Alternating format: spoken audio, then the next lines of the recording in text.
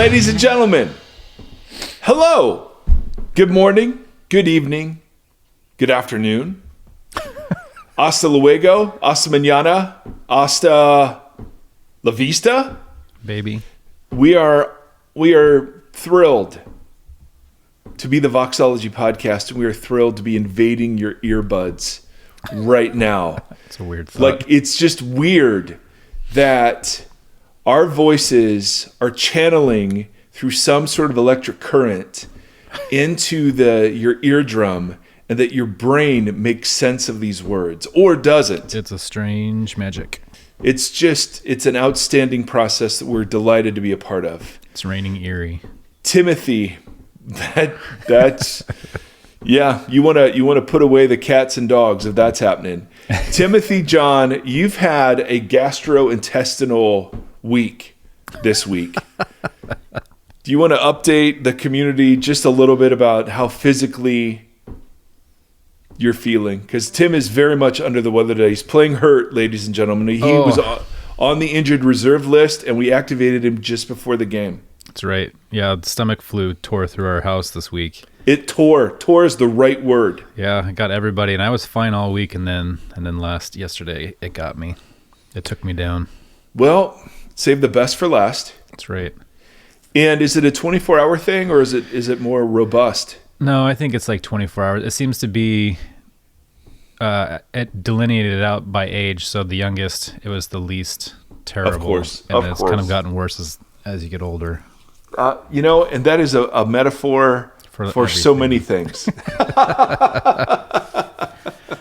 Now, to what degree is the stomach flu a fitting metaphor for your soul these days, young Timothy? Well, you know what I found is this happened with COVID too, that everything targets my back now. Like everything makes my back hurt worse. My back's already a little bit messed up, but so the kids are better. Shauna better. Yeah, they're all better. They're all back at school. Okay. You, however, not so much. I'm feeling better today, better than I did yesterday. Oh, hallelujah. Hallelujah. So I expect, Timothy, your normal dose of witty statements inserted into my long rants. That's what it'll be. As well as the taciturn reflections of a man fully comfortable with mystery and who favors Halloween as the best holiday. Just a little bit of a fever dream element to it today, that's all. Yeah, that's all. It's just a little fuzzy around the edges. Speaking of that, bro, I'm watching Breaking Bad. I've never seen that show. My son, who's almost 19, which is ridiculous, so that means I had him when I was 10. Wow. Got into that show and is like, dude, you got to watch this show. So we're watching. I don't know how it ends. Some big stuff has happened as recently as last night. What season are you on now? And we just finished season 4. This is arguably, I told Mike, arguably the best television show in history. I don't know, but I regret not knowing more chemistry. I just didn't know how handy all of that was. Maybe so maybe that's the line of work I should get into. Well, I mean, I'm just saying you've got the personality for it. Yeah. You got a bit of Jesse. We live we got some sticks areas out here that we could do a little cooking. Do you have an RV? No, but I could solve that. Okay. I think so. If you were pressed, Timothy, and I know our listeners are riveted, dying to hear this. Yes. This is why you can listen to podcasts at twice the speed. Yep. And just or I love the plus 15 second, little button past it. Yeah. So for the two of you that haven't fast forwarded through this, Timothy, what top 3 television shows? Oh, geez. Yes. As a series, taken as a series. So Breaking Bad's up near the top. Okay. Give me 2 more. The West Wing. Oh boy, I loved that when that was out. Yep. Yeah. I met him once in a parking garage, Martin Sheen. No, the President Bartlett. That's what I called him. I think I got nervous. I saw him. He's really small. And I said something Bartlett, and he was with one of his son, his like non-famous son. He's like, "Hey, my dad just kind of wants to chill out." And I was like, "Cool." I walked away. That was it. That's when I met the president. Well done. It's hard because there's shows that I love, like Lost, that just fell apart. Right. That's why Taken as a series is where I was going. You know what series I actually really liked? Was the Daredevil series. That was on Netflix, the Marvel one. Okay, that's It fair. had some good threads in it. Yeah. All right. Well, there you have it, sports fans. I mean, I'm not going to lie. Scooby-Doo was a big fixture of my childhood. We watched Rescue Rangers last night. Perfect. No, I would say for reals, there was a remade Battlestar Galactica. Oh, that was great. That before it was on Jim Halpert's lips. Beats. Bears. Battlestar Galactica. So Battlestar Galactica was this sci-fi thing when I was just a little kid, like late 70s, early 80s. And then they remade it in the early 2000s, and it was phenomenal. That was really good. So that'd be up there. I mean, Breaking Bad, up there. No question about it. Better Call Saul. Well, yeah, that's what we got next. And I've heard that's great. Dude, he is such a great character. I can't even stand how much. I mean, he is by far my favorite character in Breaking Bad. Anyway,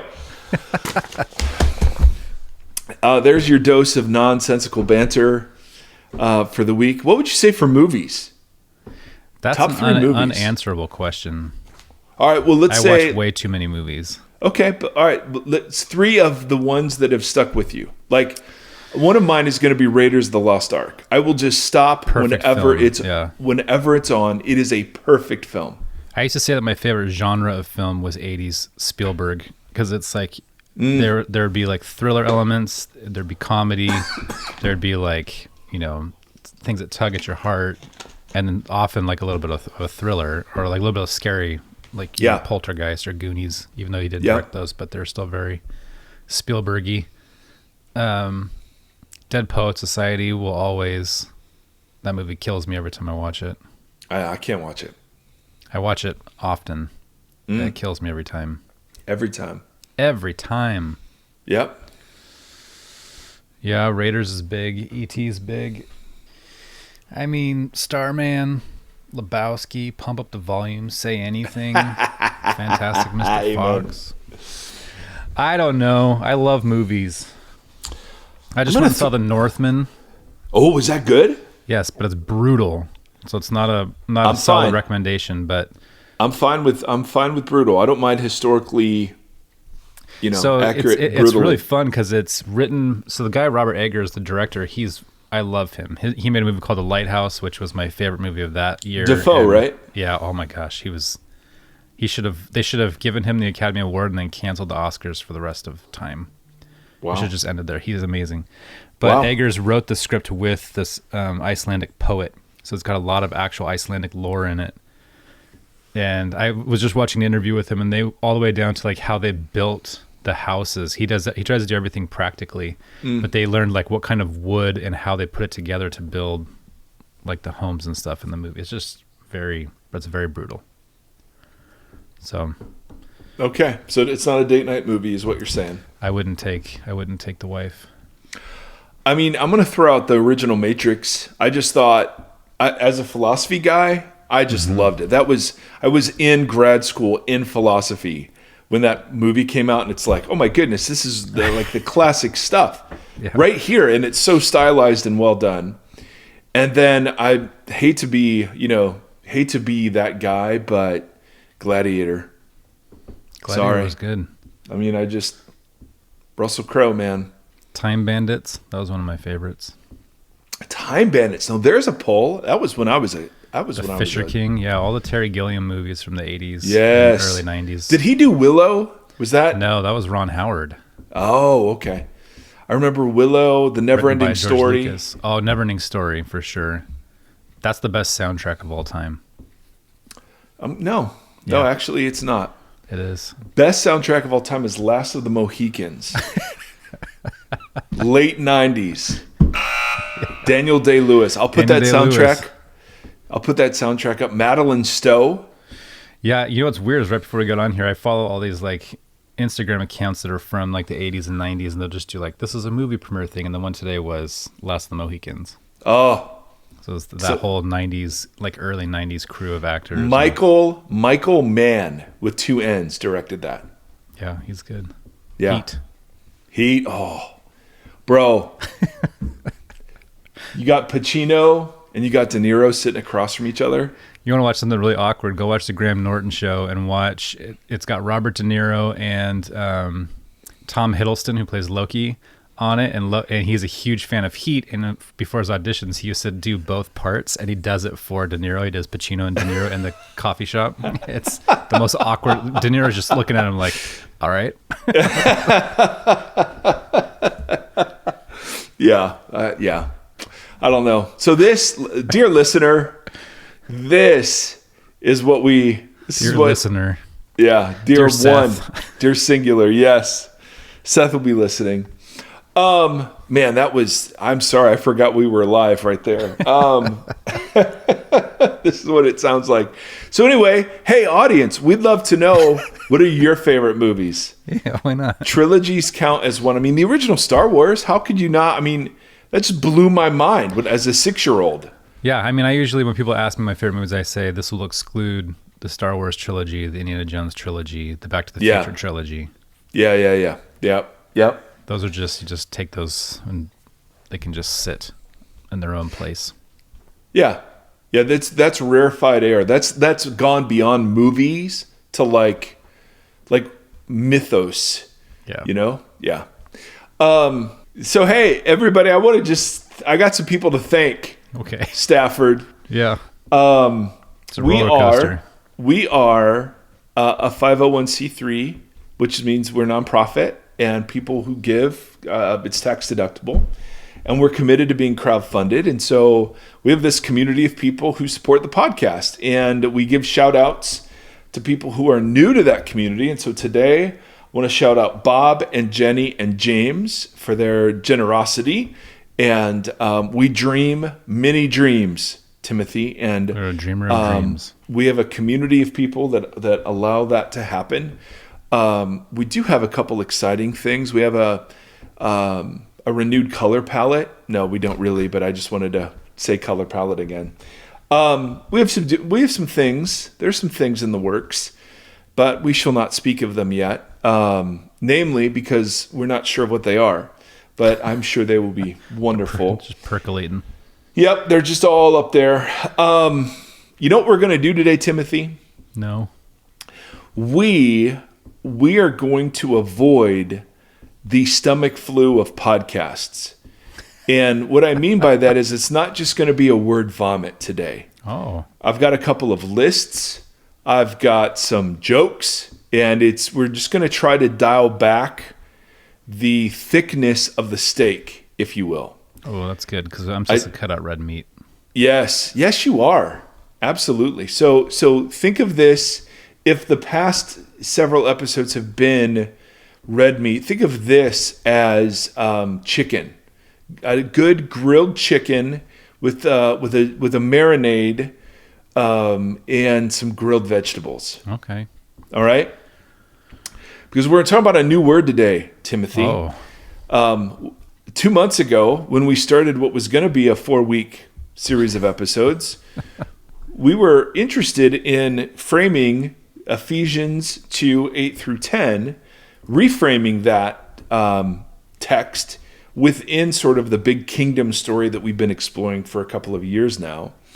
And if you're not familiar, for it is by grace we have been saved through faith, and this not of ourselves and not by works, so that no one can boast. It is the free gift of God.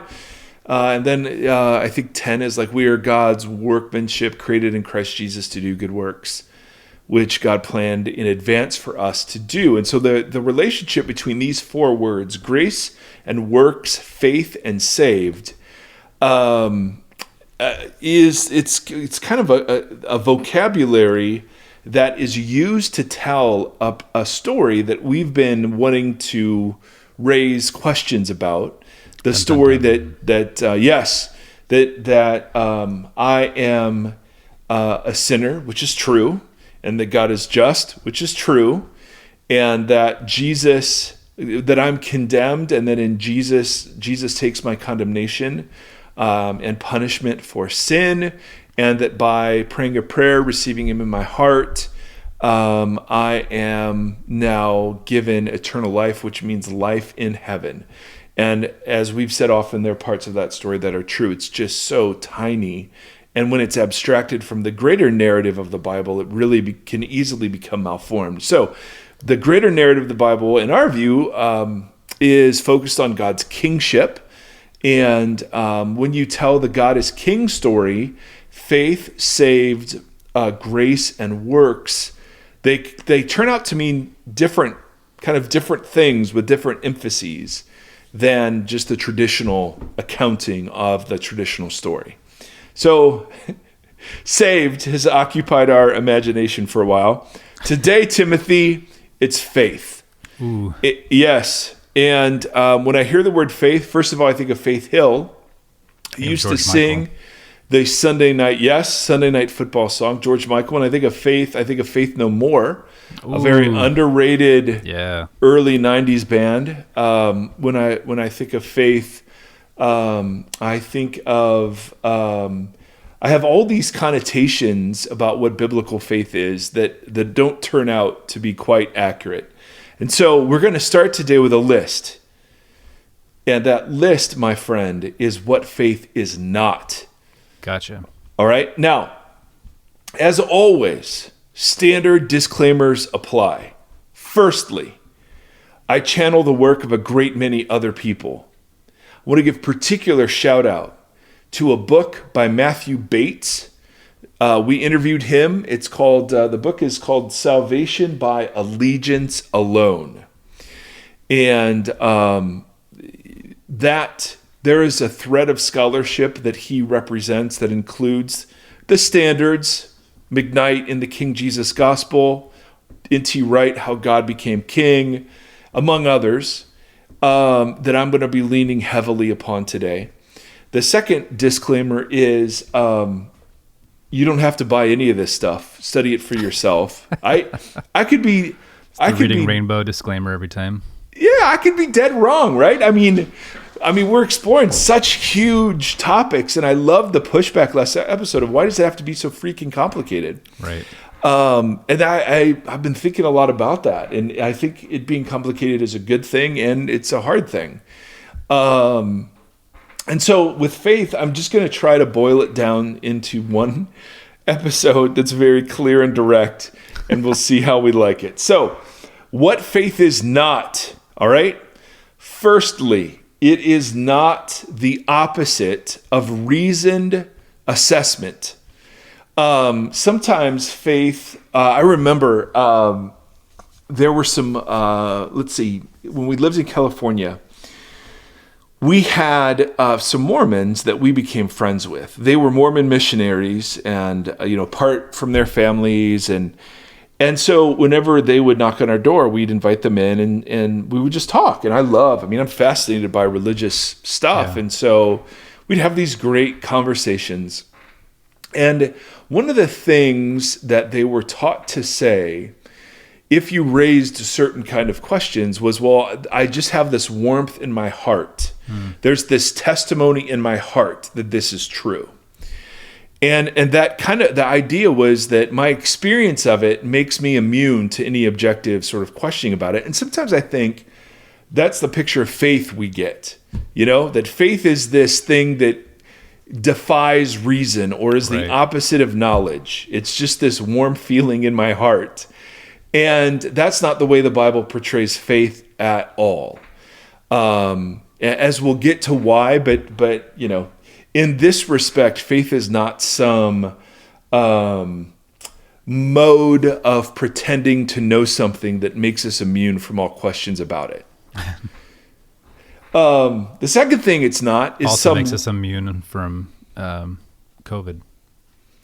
Well, bro, I'm just saying, I've tried it and it failed miserably because I didn't have enough of it. I find your lack of faith disturbing. Yeah. Oh, there it is. Well, now we got to reference all the movies that we were just talking about. and Tim's mind is now fully engaged. He's gone from 15% engaged to 87% engaged simply with that challenge. There you go. All right, so I find your lack of faith disturbing, particularly, number 2, when faith is construed as a leap into the dark. There's this beautiful moment where in Indiana Jones and the Last Crusade where the penitent man has 3 tests, and one of the last tests is literally the leap of faith. Yeah. And the idea that faith is sort of disregarding what is reasonable and what your eyes are telling you and jumping into something that's not seen. And there's an element of truth to this where, the author of Hebrews will say, faith is the underlying substance, or hypostasis is the same word that's used when, like it says that Jesus is the exact representation of God's being. Faith is the underlying substance toward which our hope is directed. And so, and it's the conviction about the reality of things that aren't seen. So there's a bit of truth to the idea that, take Noah, it wasn't raining and yet we're building a boat. And so there's a bit of truth to this, but very often Kierkegaard in particular talked about faith being a leap into the dark or the leap into the absurd. And I don't think that's how the Bible presents it either. Thirdly, faith is often presented as the opposite of works. And as we're going to see when we talk about faith, grace, and works, that is so not the case. I was always told and warned against trying to attempt to earn God's approval or merit my salvation. I think that is a very fair warning. But in overemphasizing that warning, we've construed faith to be something that's almost totally passive. And if it causes us to act, we have to be careful that we're not acting for our salvation. And faith, as it turns out, is something very active and action-oriented, and we'll talk more about that in a second. Faith is also not, it can sometimes be construed as just a positive mindset. Like, you just got to have faith about this. It's all going to work out. That's not how faith is presented in the Bible either. And then a couple more that lean a little more controversial. Ooh. Faith is not 100% certainty. So faith for me, particularly by people who kind of come from a name it, claim it sort of background or prosperity background, will equate faith and certainty. So if you name it and claim it, it'll happen, right? And if it didn't happen, you didn't have enough faith. And faith there means psychological certainty that something is about to happen. And they'll use that Hebrews verse I just quoted in kind of justification for that.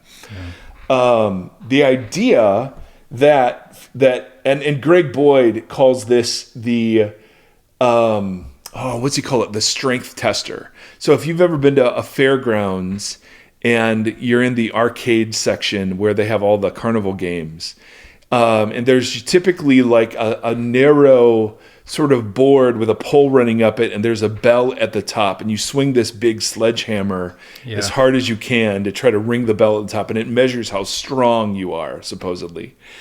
And Boyd's point is that often faith is measured that way, and you've just got to, your faith has to be strong. If you believe and do not doubt, James says, and so the idea is they'll take faith as certainty and doubt as uncertainty, and say that the good thing you wanted to have happen didn't happen because you had doubts. And man, as we're going to see, that is so not true. When Jesus says in John 3:16, God so loved the world, he gave his son. Whoever believes in him. The believing there is not be convinced of a certain set of mental propositions. As we'll see, faith is not the opposite of doubt. And very often, Christianity is presented as a package deal where there are some core things you got to believe, but then there are all these secondary things that Christians disagree on, but it's presented like you can't doubt any of it. Yeah. Or you're in trouble. And I just think that's a really damaging way to portray faith. Makes sense so far, Timothy? Yes, sir. So faith is none of these things. Couple more. Faith, and this one gets a little confusing. Faith is not a profession of faith. All right, so we're gonna riff. We're gonna riff on this. All right. Let's riff. All right. So Tim, I need you. Look at me. Look at me. Open those beautiful eyes. I'm here. I need you. No. Physically, almost yes. Here. Yeah, almost. There's still some. Fuzzy. And that's just not my head he's referencing. So there is a philosopher. So we're riffing on the idea that faith is not a profession of faith. And there is a great deal of damage done to the Christian story when faith just means saying that you have faith. Right. A philosopher named Michael Novak distinguishes between three kinds of convictions. All right. There are public convictions. When I say something that I want others to think I believe. There are private convictions that are convictions that I think I hold but turn out to be illusory later down the road. And then there are core convictions that are revealed not by my words, but by my daily actions. So we want to explore this. What I say I believe, what I think I believe, and then what I really believe is the distinction he's making. Say, think, and actually do. Yeah. So we're familiar with public convictions. This is virtue signaling. This is what happens on social media all the time. This is what politicians do. It doesn't matter what I really think about something. As long as I say the right words, right, my tribe validates my belonging. Right. Right. So these statements can keep the peace. Like, hey, you do look great in those pair of shorts.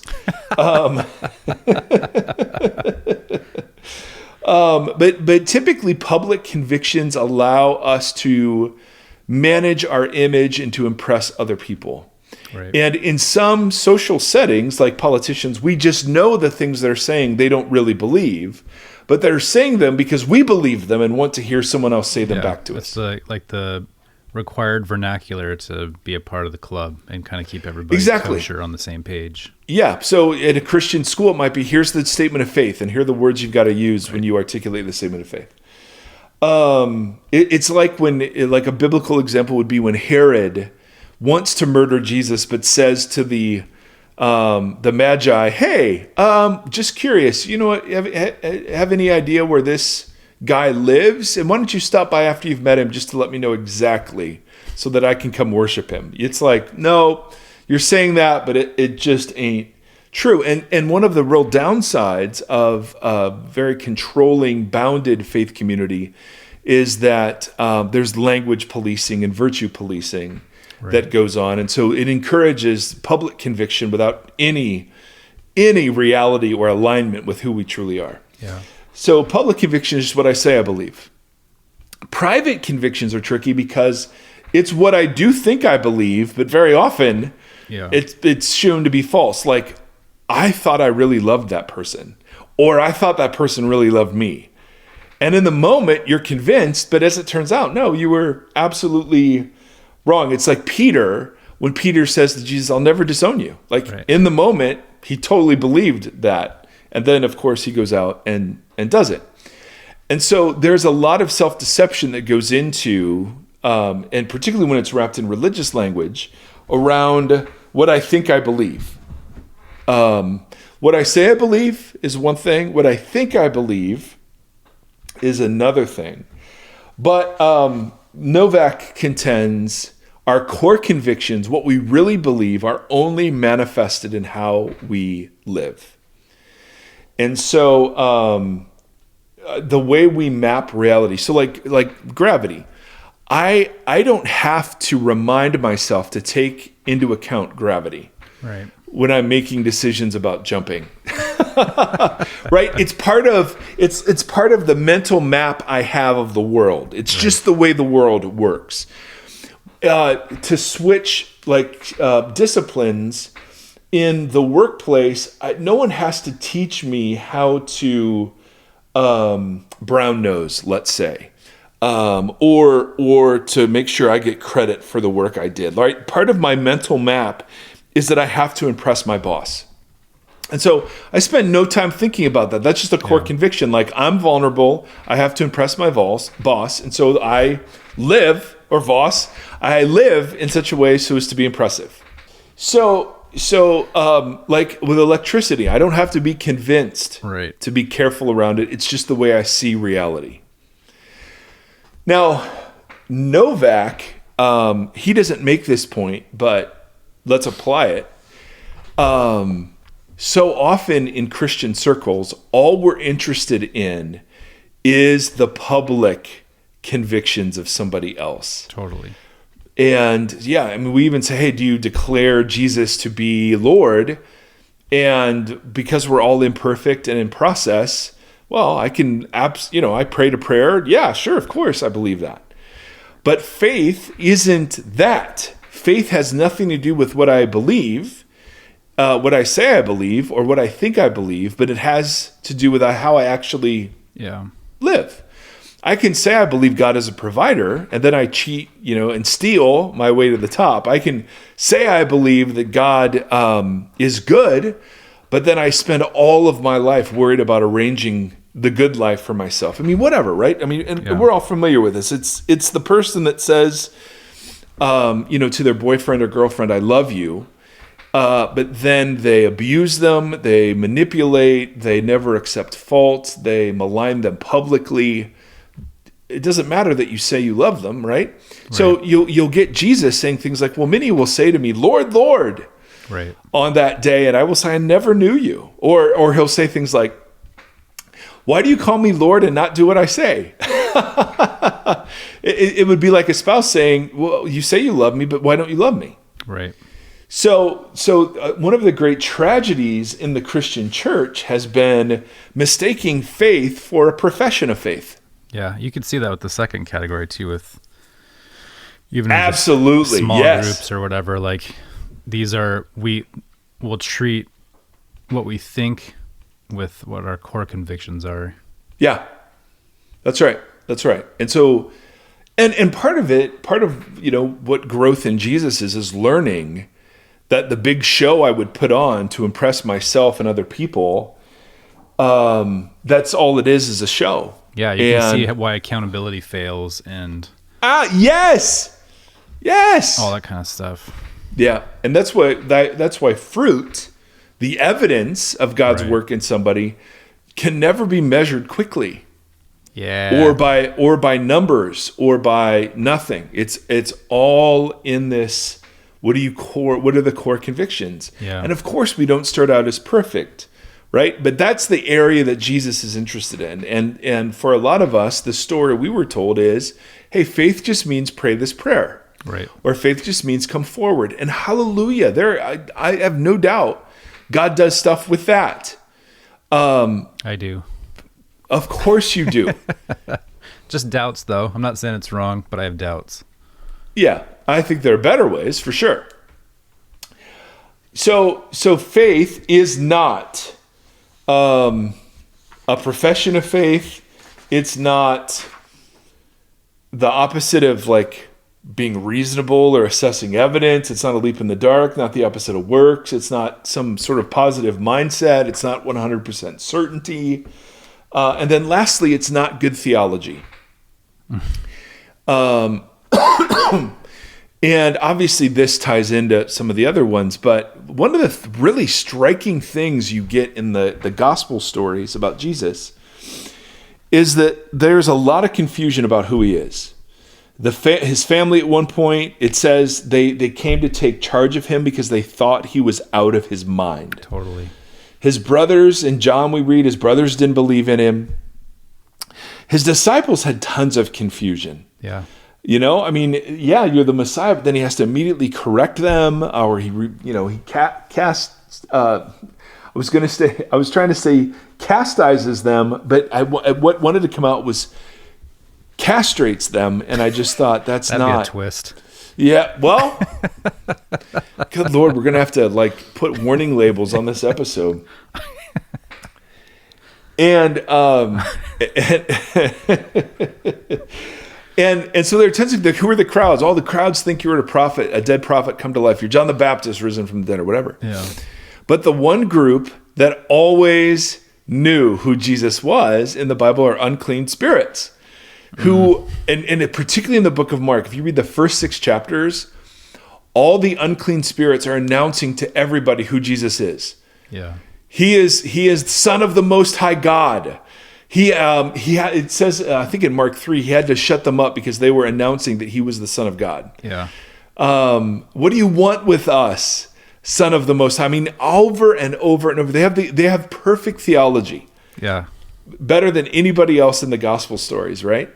And James even riffs on this when he's talking about faith and deeds. He's like, man, you believe that there's one God, good. Even demons believe that. Right. So very often we think faith means having the right answers lined up, the appropriate mental furniture lined up, and then having psychological certainty that that's true. So these definitions of faith can work in concert with each other to create an understanding that what's required for my personal salvation is knowing the right information, believing the right information, publicly saying the right information, but not having to ever really engage with any depth in the implications for that information for my life. Yeah.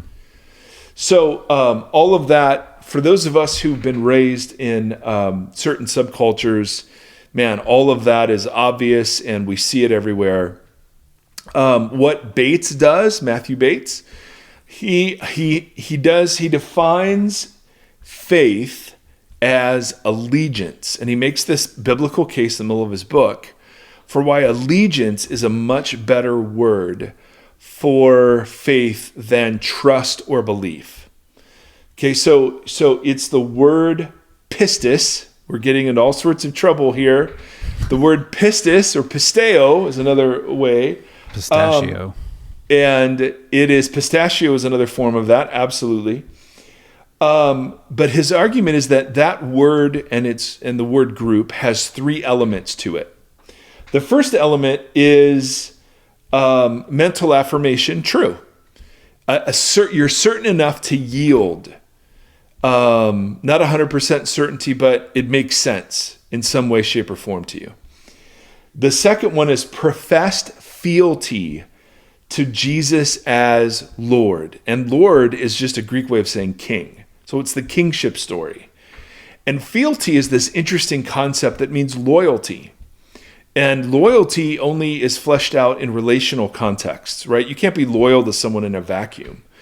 So you've got mental affirmation, which is true. I had to know enough about my wife to want to marry her. Yeah. And then there's professed fealty. So I made public declarations of loyalty to my wife. But then, and this is the added one that is, I find so compelling. The third one is enacted loyalty to Jesus as king. So you've got professed fealty, mental affirmation, but enacted loyalty to Jesus as king. So when we tell the story about Jesus dying on the cross for my sins, and I just have to believe that and receive that in my heart, that construes belief and faith as something that happens primarily internal, terribly to me, and it's something that I have to convince myself of or hold some degree of certainty towards. When the Bible uses the word faith, and when Jesus uses the word faith, they have in mind a relational concept of loyalty, or allegiance, or friendship, or fidelity is another word, or faithfulness is another word. And here's where marriage is just the best, as we've said 1,000 different times, marriage is just the best example of what faith is. A contract is a contract between two parties who trust the contract to execute the outcomes. Right? This contract is legally binding, and then we can litigate the terms of the contract if there's trouble. A covenant is a pledge of two parties to each other. Right. And that relational dynamic of pledged and enacted loyalty is what the standard definitions of faith miss from Paul and Jesus. And so, yes, there's information that we agree with, of course. I know enough to want to marry this person. I pledge my fealty to them publicly, and there's accountability to that public pledge. You bet. But all of that is zero without the core convictions of enacted loyalty. That if I got married to somebody and then lived as if I were single, right? I slept with other people. We lived apart. I never talked to them. Are you married? And the answer is no. You're not married. Even if you said the words, you're not really married. And the same thing is true with Jesus. What we've done is paint a scenario where people can pray a prayer and then have nothing to do with Jesus and somehow be assured that they're okay. Yeah. And that's just not how Jesus or Paul present. I mean, in fact, Paul talks about something called the obedience of faith. That obedience and faith are, in a couple of passages, near synonymous. Or Paul will talk about how we're held accountable for works done in the body. And we'll get to this when we get to works. It works. And so none of these nuances show up in the traditional translations of faith, belief, or trust. And so his argument is we should translate faith most of the time, not all the time, but most of the time as allegiance. Yeah, it's interesting because the marriage analogy. So if you profess it, you profess your allegiance. You what was the second one? I'm so fuzzy. It's okay. You mentally agree. You profess it or whatever, and then you could not enact the third category, the actual covenantal part of dynamic. Yep. When you think about that in terms of faith, a lot of the systems that we've built, people can enact the first two because they believe they're doing the third one. That's so right. It'd be like if you were in some kind of a relational cult, like a polygamous cult, that said, hey, you're going to profess this partner, but we're all kind of like everybody's on, everyone's on limits. Is that the opposite of off limits? On limits? In limits? Out? I don't even know. What up, Fuzzy? You know what I mean, though? Like, so it's interesting because we've built a dynamic that says that because you do the first two, the third one is a given. You're doing those first two because of the third, without ever enacting the third. Correct. Yes. It's yeah. I mean, let me frame it a slightly different way. Please do. For a second. Let's say we have two, and I don't remember where I got this example. I got it from somebody. But let's take the Apostles' Creed, right? Which is a statement of a story of Jesus of Nazareth that we pledge ourselves to. So, I mean, it begins with, I believe in God, the Father Almighty, the creator of heaven and earth, and in Jesus Christ, his only Son, our Lord, who was conceived by the Holy Spirit, born of the Virgin Mary, suffered under Pontius Pilate, was crucified, died, and was buried, and kind of goes on. And imagine two people affirming the creed. One of them is humble and loving and truthful and full of life and kind and demonstrating the fruit of God's work in their life. The other one is selfish, angry, judgmental, cold-hearted, and proud, gossips, and is malicious. Do these people share the same faith? I think that is a fascinating question. And my answer would be no, they do not share the same faith. And so, and I'm not saying one has to be perfect and the other not, but if we're talking about faith as a relational and covenantal dynamic, that it is impossible to get married and not have that change your life. It's just in virtue of the act itself of getting married is transformative, right? And so faith is construed in a similar way. Faith in the Bible is allegiance. Now, that allegiance can be enacted through verbal affirmation, right? I mean, the thief on the cross, God, will you remember me in your kingdom? It can be enacted through professed loyalty, right? When Peter says, well, that's who the crowd says you are. We believe that you're the Messiah, the Son of God. And Jesus says, yes, but differently than you think, right? So these two things play a part.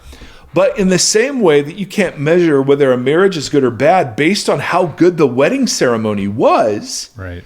right? You can't determine somebody's relationship to Jesus just on whether they said a few words and were baptized. Right. Right? My pledge to my wife isn't to be mindful of the pledge I made 21 years ago. My pledge is to enact loyalty, to have that reality define and orient my life in ways that are exclusive to her and none other. Yeah.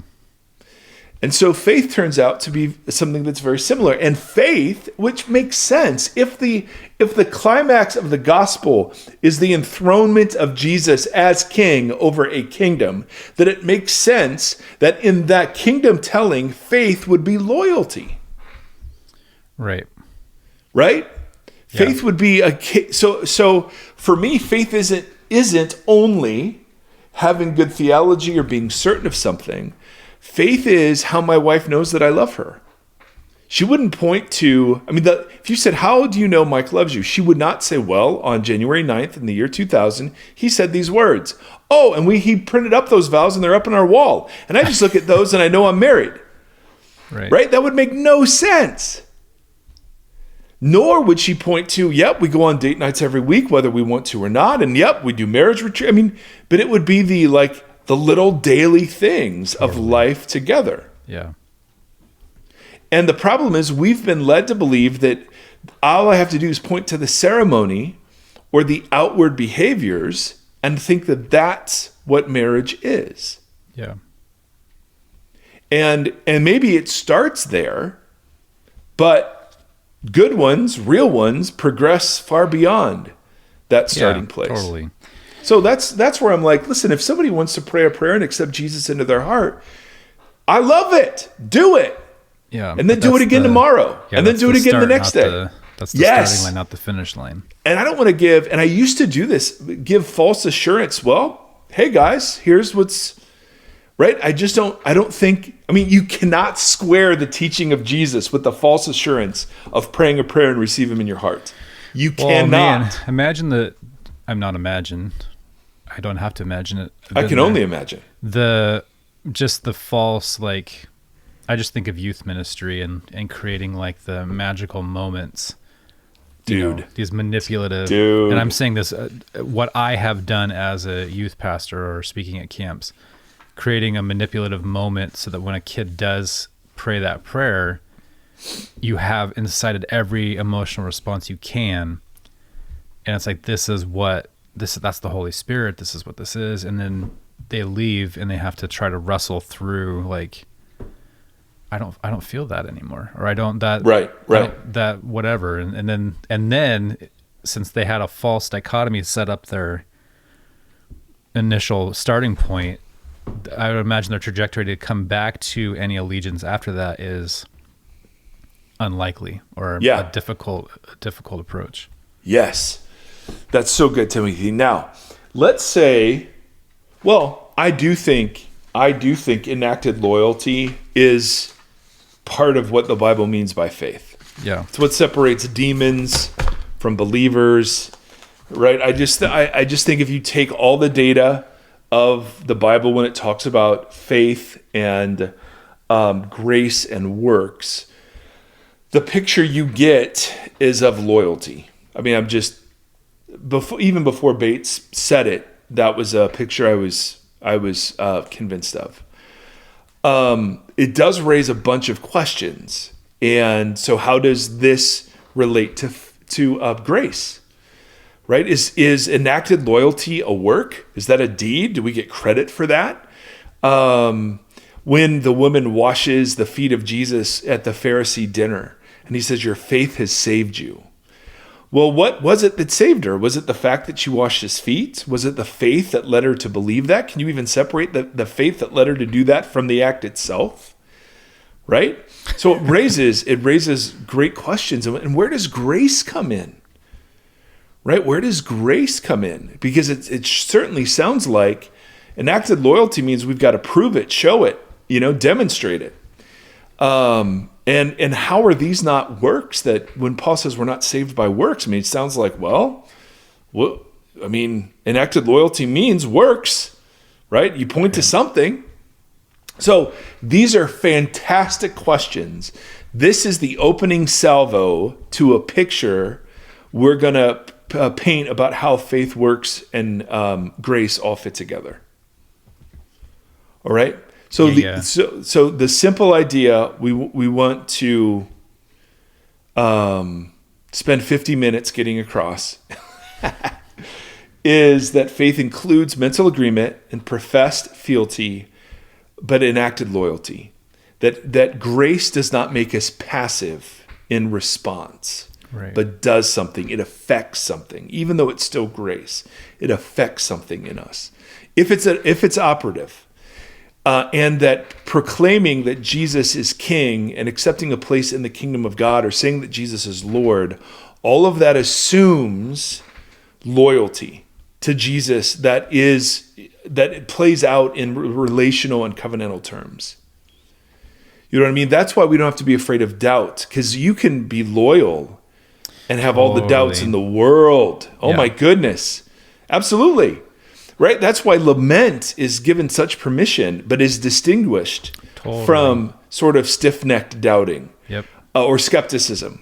Lament in the Bible is taking all of those complaints, questions, and uncertainties and going to God with them within the covenantal framework.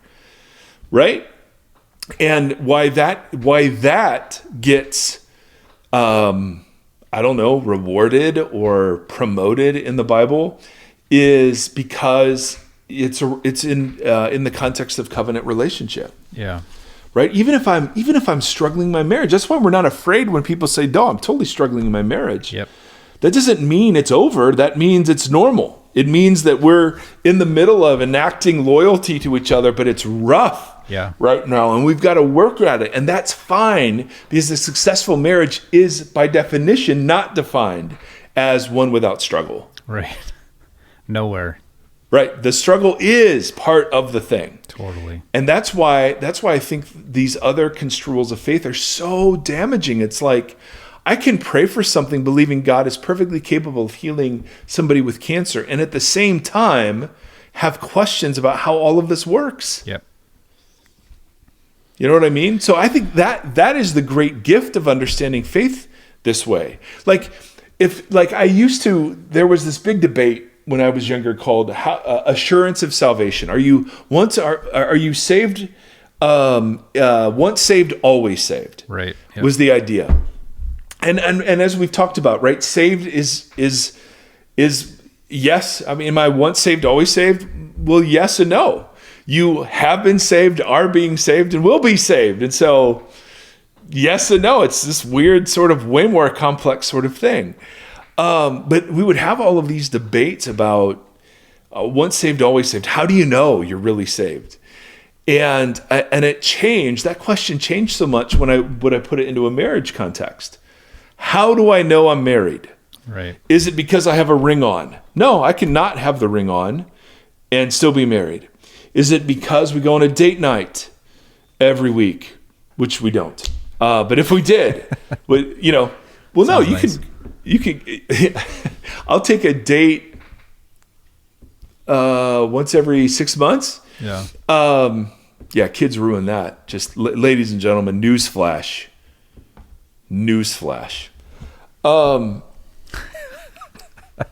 Enough of us were fruitful and multiplied. Some of you don't have to do that, and you can just go on your dates. Yeah, we're good. Just go on dates. Just date, rescue a couple of puppies. No, don't do that either, actually. Don't rescue puppies? No. Oh, that'll ruin it. Yeah, you just got a puppy. But the idea is that I'm not, my marriage doesn't consist of my prior pledge of marriage. Right. It consists of what's happening right now. And that's why doubts or struggles, it was a huge deal when we first got married. And I don't know, it was like year 3 or 4. And you just have this moment of, oh man, did I marry the wrong person? Oh yeah. You know what I mean? And we just had these great older couples that were like, oh, dude, totally. Everybody has that. Yeah. And it felt so good to know. Yeah. Because in the marriage analogy I had in my head, I had to be 100% awesome in marriage for it to count. Yeah. In the same way, I have to be 100% certain for faith to count. And it was just great to know, no, that's not how it works. Well, that's what they told us in youth group. Dude, if you just hold out, it'll be wonderful. It'll be like just fireworks every day. Yeah. And that's true, but the fireworks weren't the good kind. They just weren't what I was expecting. Yeah, exactly. So anyway, friends, we'll stop it here. See, we kept it. We just made a point. Not too terrible. I didn't get into all this exegesis stuff. If you are interested, though, Bates' book is great, and Big Knight's book is great. But and if you're tempted to react and be like, dude, you are so like, what happened to justification by faith alone? Come on, man, you're denying a central part. No. And it'll become more clear. It'll become more You're clear. wrong. Will become more clear as we talk about what grace is and what works are. Now, of course, we're oversimplifying always. And there's so many good theological debates about it. But when Jesus says, when he sees the four men lowering the paralytic through the hole in the roof, the text says Jesus saw their faith. Mm-hmm. I just think faith is something that you see. It's not, it includes believing something maybe in my heart, but it's something that you see. It's like love. Love is something you see. It's not something you say. It's not something you convince yourself of. It's something that you see. You can see when two people love each other. Right. So I want to take faith out of the realm of believing as mental agreement, although it includes that, and believing or faith as simply saying I believe, although it includes that. Want to bring it into the realm of where I think Jesus and Paul sit it, which is enacted loyalty or allegiance to Jesus that has real world dynamic and relational implications. It's that weird tandem where, yeah, it's simplified, and in some ways it is really simple. And then at the same time, it's exactly the thing that the guy emailed in last week and was like, why does it take 6 PhDs and totally all these episodes just to talk about saved? But there is a weird like tandem between the simplicity and the complexity. Yep. That kind of makes it beautiful and amazing, but I don't know, that's an interesting dance to have to be a part of continually, just the simplicity and then the complexity and letting both have their place and both have their time. And the big point of this whole conversation has been, see how differently those words work depending on the prior story you tell of what the gospel is. Yes. If the gospel is Jesus and his kingdom, then of course faith is like loyalty to Jesus as king. Yeah. If salvation is a me-centered forgiveness story, then faith is a mental agreement with certain things that, doesn't necessarily lead me to then commit. And we have words for this, like, they've accepted Jesus as Savior but not Lord. And it's like, no. Those two words are the same word. Not literally, but it's the same concept. You can't do that. There's only accepting Jesus as Lord. Is that Paul doing the... should I sin so that... so grace may increase? Yes.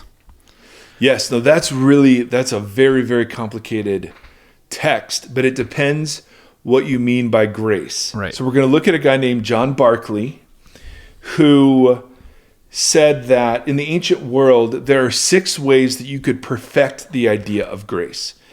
And express the idea of grace. The relationship between the giver and the gift, the relationship between the giver and the audience, the relationship, between the worthiness of the giver and the worthlessness of the recipient. Like, there are all these different ways to sort of map out how grace is understood.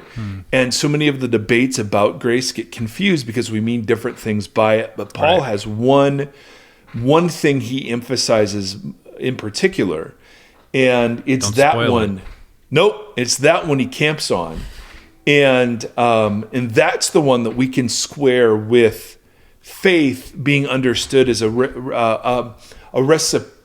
reciprocal, pledge of loyalty. Yeah, I mean, that makes sense in that that's what I was trying to reference, that it doesn't make sense with the just pray for forgiveness or pray the thing, and then, because then you're just kind of like, your response to that is like, you write a thank you note?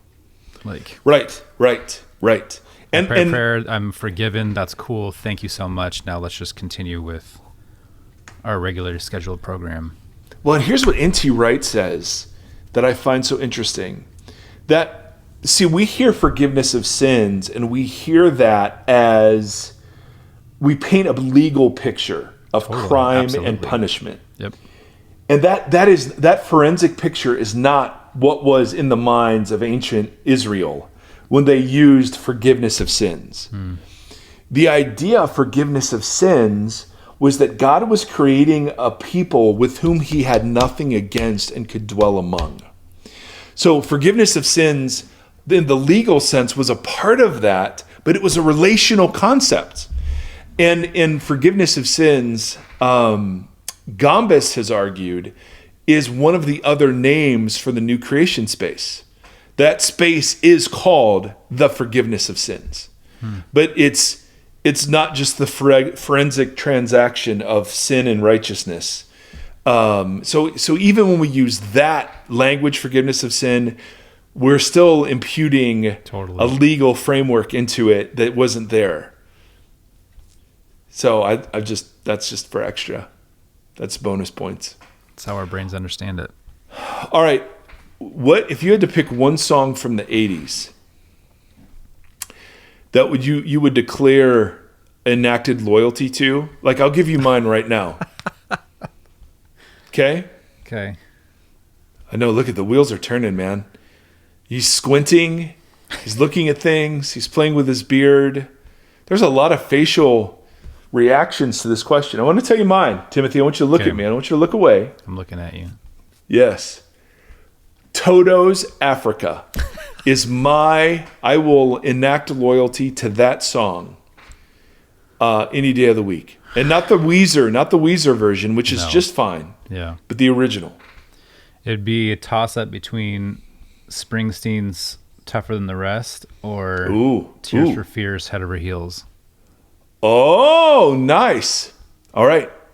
Well, with that in mind, dear listener, the one who's made it to the very end, we think you are pretty awesome.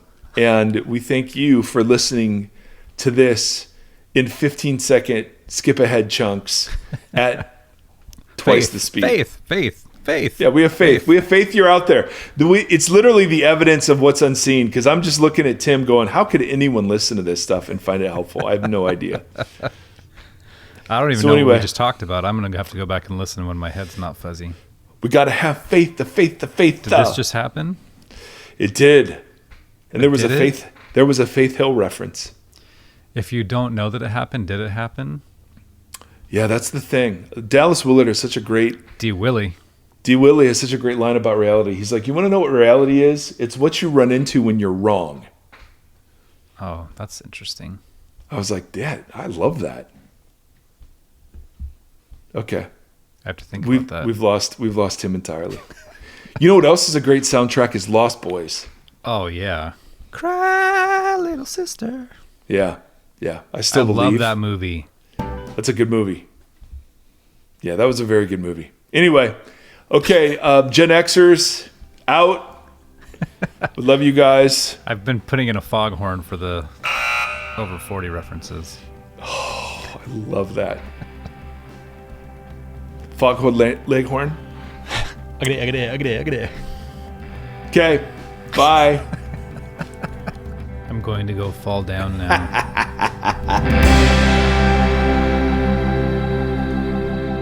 Thank you for listening to this conversation.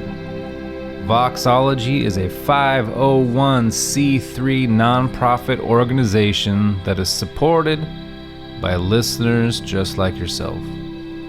If you'd like to partner with us, you can do so at patreon.com/ Voxology. You can also join the community and hang out and chat with us on the socials. Facebook.com/Voxology Podcast and on Instagram @Voxology. Thank you for walking the long road with us.